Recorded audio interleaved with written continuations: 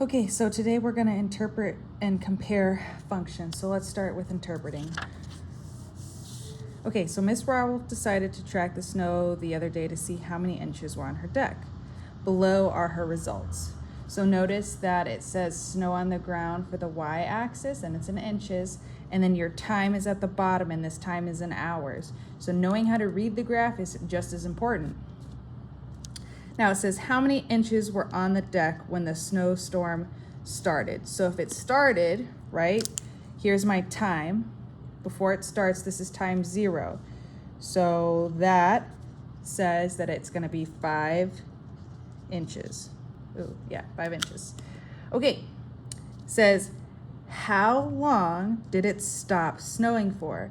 So on my graph here, the piece that's where it stops snowing is where we see a constant. So that constant is this time to this time, right? Because that means nothing's happening. There's no more snow accumulating on the ground. So how many hours is this? Well, we start here and then we go 1, 2, 3, 4. So it was 4 hours that it stopped snowing. Then it says how much snow ended up on Miss Rawolf's deck. So by the end of this, how much snow did I have? Well, that means I'm looking for a maximum, right? So looking at my graph here, what is the most maximum point? Right here. And how much snow is that? Well, let's go across. That is 10 inches. So there was 10 inches on my deck. Okay, so I like this question because it tripped me up, obviously, because I have a whiteout. But how long did it snow for? Well, it snowed starting here and then up to here, right? So that's 12 hours. So this is 12 hours. And then remember, it stopped. That's what this blue line was. So that means it didn't snow during this time period. And then it snowed from hour 16 to hour 18. So that's 2 more hours. So in total, it snowed for 14 hours. This is a type of SAT question that they would use to trip you up, right? So how long did it snow for? Don't forget about when it stopped snowing. And then my last question here is how long did Miss Rowolf track the falling snow? Well, from the time it began to the end, right? That's going to be this whole thing. So Miss Rowolf tracked it for 18 hours.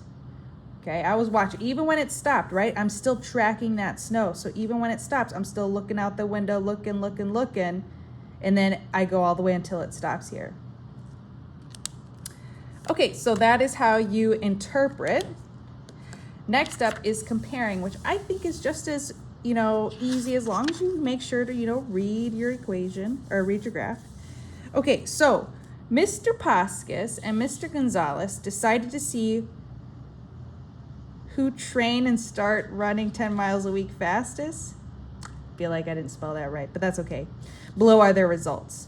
So we have Mr. Pascus and Mr. Gonzalez. Now what I'm gonna do is I'm gonna take my highlighter here and see how this line says Mr. P. So I'm gonna highlight this line so I can tell the difference. So there's Mr. Pascus.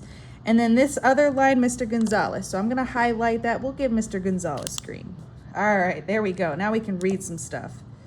So who started out with the least amount of miles? So started out is a times 0 thing. So here we are. We're at weeks times 0, miles they ran. So who started out with the least?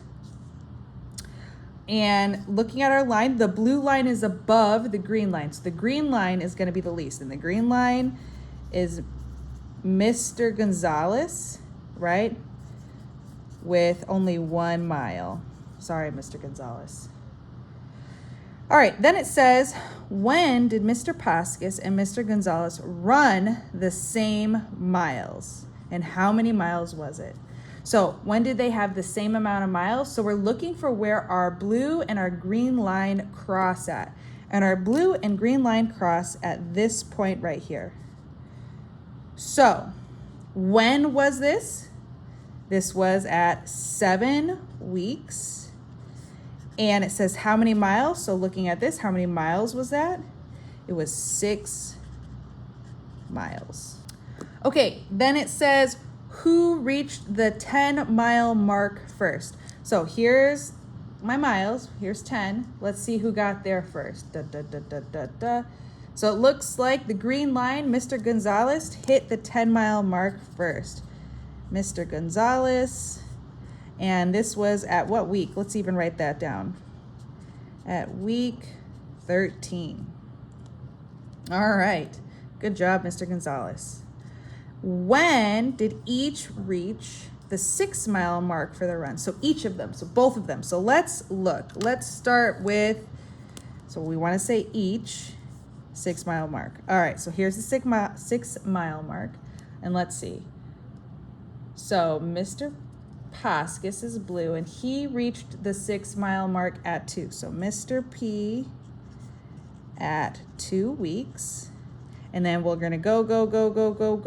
All right, and then Mr. G, Mr. Gonzalez at, let's see, what week is that? 7. What miles did Mr. Gonzalez get stuck at? Well, if you're getting stuck, that means you're not increasing or decreasing. So this is where we're going to have a flat constant. So looking at this, let's see what miles Mr. Gonzalez got stuck at. So here's my first constant, and that mile was 2. I hope you guys can read that 2 out there. Yay, it's all right. The next one he got stuck at was right here. This is mile 5.